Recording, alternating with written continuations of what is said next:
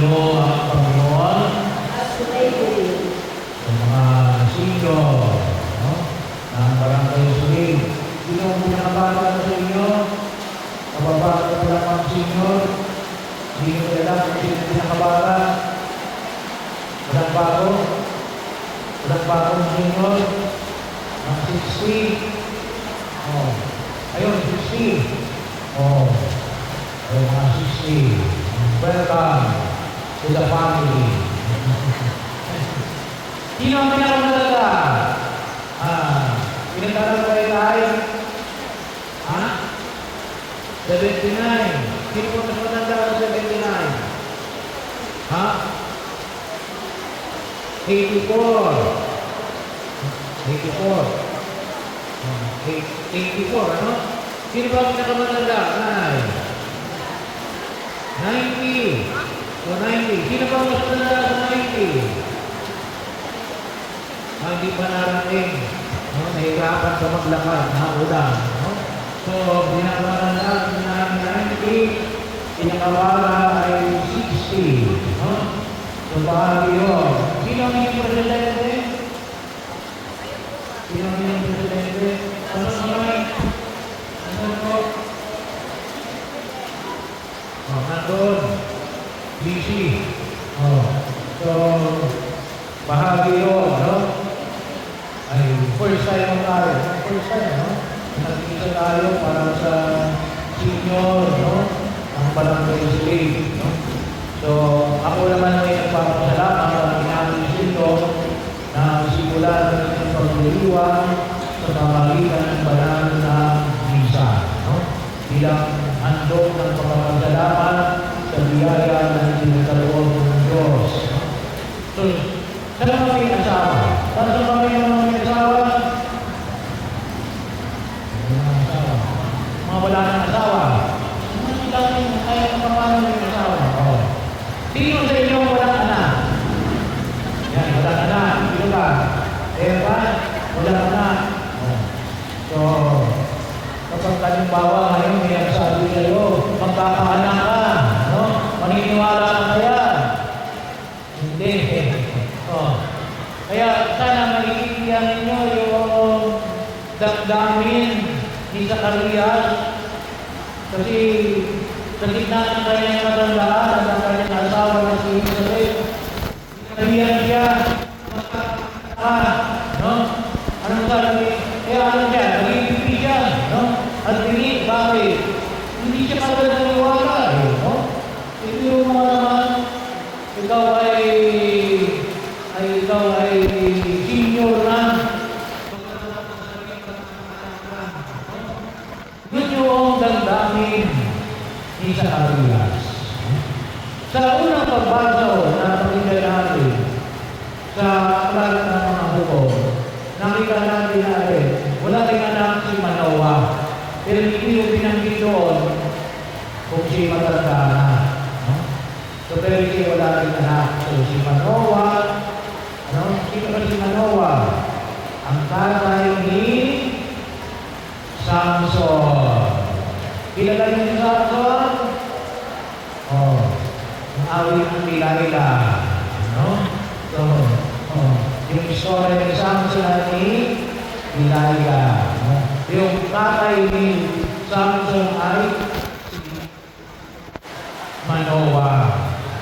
So, sinabihan din siya ng Panginoon, kasi baudin si Manoah, sabi niya kanya, magkakaroon ka ng anak, at yun ang lumabas si Samson.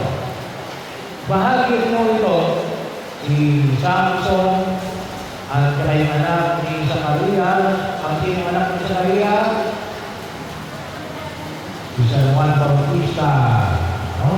Si Samson at si San Juan Bautista ay bahagi o, yan ay bunga ng biyaya ng Diyos. Pero lahat ng anak, lahat ng anak ay biyaya ng Diyos. Pero kung minsan ay yung panahon na ito, yung mga kabataan ngayon, ayaw mag-asawa, kung minsan ay matanda na, ay bahagi yun, masyadong mapili. At kung minsan sabi nila Lalo-lalo na ako sa Europe at sa US. No? Ayaw nilang magkaanak. No? Ayaw nilang magkaanak. Hindi niya nakikita natin. Biyaya yung anak. No? Biyaya yung anak. Para sa pamilya sa iba yung anak ay pabigat. No? Hindi ko. Biyaya ko yung magkaroon ng anak. Pero ito po, no? Si Manoah at si Samaria na sinalbihan ng Diyos na sila'y pagkakaanak. At bahagi yun ito, no? Sa biyaya na ito, ay siguro maririnig yung salita Nazarite. Nazarite. Nazarite. No? Anong ibig sabihin ko? Ito yung sinabi ng Panginoon para doon sa Galapinos, ang tawag namin ay Nazarite vow. No? Para sa mga Israelita, ano yung Nazarite vow? Samahin po sa mga nakasulatan. Tatlong bagay. Ano ito? Hindi iinom. No? So, hindi yung lahat ng mga Israelita ay hindi umiinom. Yun lang may Nazarite vow. No? Hindi iinom ng anumang uri na nakalalasing ng inumin. No? O kahit na yung para sa kanila yung use ng grape, bawal sa kanila. No? Kasi para sa kanila, yun ang pinaka-ginagamit sa inumin na kalalasing. Kahit kalaman alam natin, hindi lang grape. No? Kahit nakabigas, pwede mo gawing alak, yung pinya, pwede mo gawing alak. No? Yung alala naman ng sayang. No? So, mahal yun. Kaya, kasi mas comfort yung kung tawagin natin ay ubas. No? So, hindi sila inom ng alak. Nakita namin sa mga pagbasa. Ano pa yung pangalawa? Yung sila ay paalayan na ipinahal sa kanilang pagkilos na wala kayo, no? Na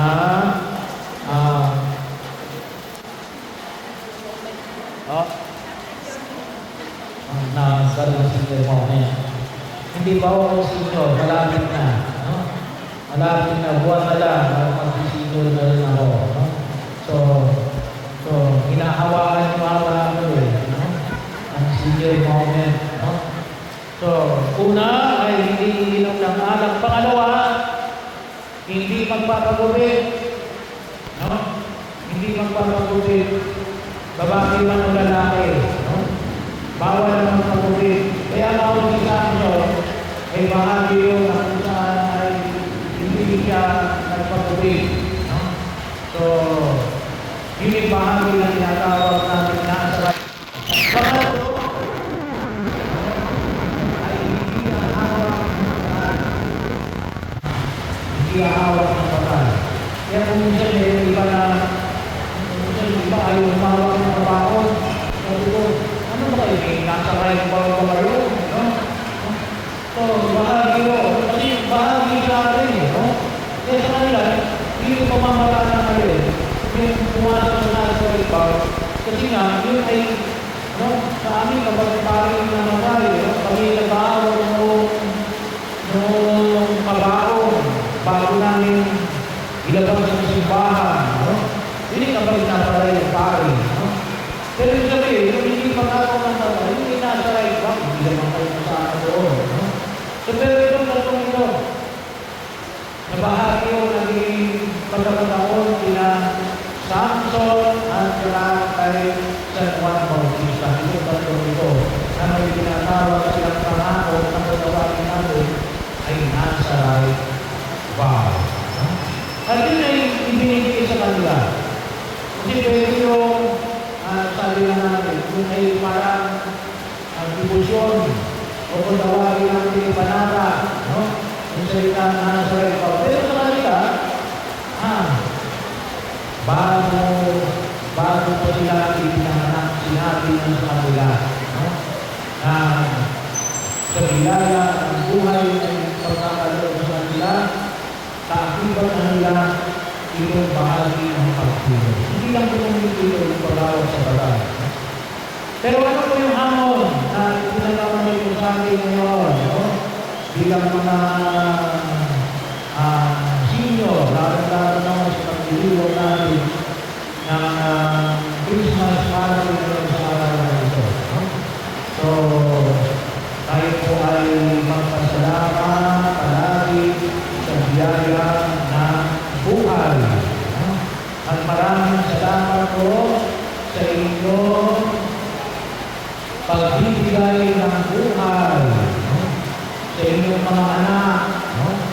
Bahagi yun ang sa ating mga pagkakunatin na kayo ay naging kabahagi ng inyong pagbibigay ng sarili para po sa inyong mga anak. Kung hindi lang mga anak, no? Kung nagpag-alaga ka na ako, no? Hindi naman naman sa mga mag-alaga na ako kaya makapamaya ako. Kung inyong mga anak hindi na marunong mag-alaga kasi ilang team na. No? So, turuan nyo rin ang inyong mga anak, no? Na mag-alaga. No? Huwag nyo kunin ang trabaho ng inyong anak. No? Bahagi yun. No? Kasi bakit? Baka mamaya mas mahal pa kayo ng inyong apo kaysa yung kanilang magulang. No? So, do not rob them of their title as parents. Napakalaga po yung tungkulin ng pagiging magulang, nanay at tatay. No? Bahagi yun ang sa ilang natin kalimutan. Pangalawa, no? Sabi nga natin, no? Kaya po, no? Mag-enjoy kayo sa inyong company, no? Bilang mga sino, no? Kayo ay mag-iwan, no? Umiwas kayo sa away, no? Lalo iipil ang inyong buhay, no? So, iwasan ang away. So, bahagi yun ang sa gawa, lalo sa iwan, magpasalamat tayo kapag kaya narating natin yung bilang ito. Kasi na, pinamay na natin, malakas pa, nakakalakas pa. So, pagkakataon na kung saan ang nakita natin. So, yan ay hindi namin pasalamat at ay inatan natin ang ating kalusugan. Inatan natin ang ating kalusugan. Umiwas tayo sa mga bagay na pagtutulong ng ating karamdaman. Panahon mo, magsalita din ako magagalaw. Alasan mo, malilitan ng mga sakit, hindi mo gumagalaw. Gumalaw-galaw. Ang baba ang buhay. So, paglakad-lakad, hindi puro president. Lapit-lapit lang, hindi ka president. Ang lakad-lakad tayo. Ano na ulan? Tayo. Exercise yun. Kasi pagkaulan tayo ng exercise, mawawalan ng fluid. Yung inyong mga buto. Lalong-lalo na yung inyong angkel. Yung tuhod ninyo. Kapag hindi gumagalaw yan. Nagkakaroon ng sediment yan. Pero yun o, huwag natin malulutan. Una, makita natin yung alin. Alin lang na una? Yung vision o yung biyaya? Kasi baka akala natin, gagawa ko parang kalibiyan ako. Hindi. Nauna ko yung biyaya. Tumunod namin yung vision. Kaya nga, kay Samson, si Samson kasi, bakit? Kaya ay lumaban sa mga Pilisteo nung panahon na yan. Kasi bakit? Palagi sila inaatake. Yung Pilisteo. Present day Pilisteo, Palestine. Palestino. Kaya sana maintindihan ko na medyo malalim mo, no? Yung usapin na yan ng Palestino at ng Israel. No? So, bahagi yun. Wala tayong pinakundihan doon sa dalawa. No? Kung sino yung may kasalanan, hindi dapat din huwag manggulo. No? Pero yun, si Samson, no? Si Juan Bautista, ang kanyang trabaho. Tagapaguna ng Jesus. Pero ano yung nauna? Biyaya. Nauna ng biyaya. Bago ang mission. Kaya po, sabi na namin, kahit bilang mga sino, pagkasabi nyo, wala na kayo mission ng Diyos. No? Wala na kayo gagawin. Galitin nyo sa isip nyo na wala na kayo magagawa. No? Marami pa kayo magagawa. Bakit? Binigyan pa kayo ng buhay. Pag sinabi nyo na wala na ako magagawa, eh baka kunin na kayo ni Lord. No? Wala na pa kayo gagawin eh. No? So, mahalaga rin nyo ang buhay ng tao at mayroon pa kayong misyon. Hindi lang sa inyong anak, hindi lang sa inyong apo, sa simbahan, no? Sa gobyerno. Napakalaki pa ng inyong kailangan sa daigdig na ito. No? At sana po, yun ang makita natin. No? Mayroon pa kayong mahalaga. Kaya no, isa ko sa mga nilalapitan ng mga politiko, pagpanahon ng eleksyon, mga sino, ang dami nyo kasi. No? Bahagi mo yun. Pero ibig sabihin, hindi lang sa panahon ng eleksyon. Marami pa kayong magagawa. Bakit? Pinigyan pa kayo ng biyaya ng buhay. No? At sana makita natin ang eleksyon. No? Buhay pa ako eh. No? Eh, huwag yung patayin ang inyong sarili. No? Hindi na bali na kung saan yung nakita ko namin. No? Marami pa tayo mga magagawa at may pag-aayon sa pagpilo sa amin sa daigdig na ito. At ano yung number one na pwede nyo gawin? Naging tanda ng paalala sa inyong mga anak at inyong mga apo. No? So, paalalahanin sila na gawin ang tama at iwasan ang mali. Kasi hindi nakikinig. Kahit na, no? Kahit hindi kayo pinapakinggan, huwag kayong tumigil sa pagpapaalala sa inyong mga anak at inyong mga apo. Bahagi yun na makita namin. Pero yun ang bigyan natin ng hindi ng pagkilala. No? Ano no? Katulad ni Samson at ni Juan Bautista na pinagkalooban ng Diyos ng biyaya ng buhay ay nakita namin na tumabok sa kanilang partidos para mag-isa katuparan ang kanilang kukunin sa paghahari ng Diyos sa daigdig.